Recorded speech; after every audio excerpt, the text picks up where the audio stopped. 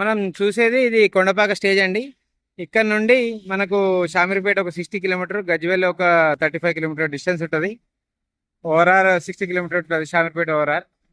మనకు మెయిన్ రాజీవ్ రహదారి Karimnagar to Hyderabad highway రోడ్కి ఒక 242 గజాలు కమర్షియల్ బిట్ వచ్చిందండి. ఇది చూస్తున్నట్టయితే ఇది వెస్ట్ ఫేసింగ్ లో ఉంటుంది, ఈస్ట్ వెస్టింగ్ కమర్షియల్ బిట్టు ఇది.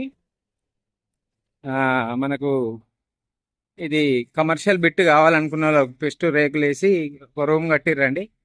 మనం వెనక నుండి చూద్దాం. ఫస్ట్ తాళం వేసి ఉంది, ఇది వెనక నుంచి చూద్దాం. మనకు ఇది అమ్మకానికి వచ్చింది. ఇది రేట్ వచ్చేసి 15,000, 15,000 చెప్తున్నారు.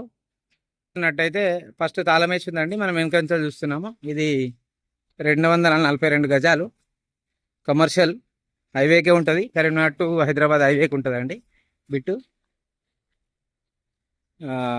ఇట్లా పొడుగులు ఉంటుంది, రెక్టాంగిల్లో ఈస్ట్ వెస్ట్ ఫేసింగ్లో ఉంటుంది. ఇది బాత్రూమ్స్ అండి, పక్కదేమో రూము. మనకు ఓనర్ కూడా డైరెక్ట్ ముందు నిలబడ్డ ఆయన ఓనర్ దీనికి.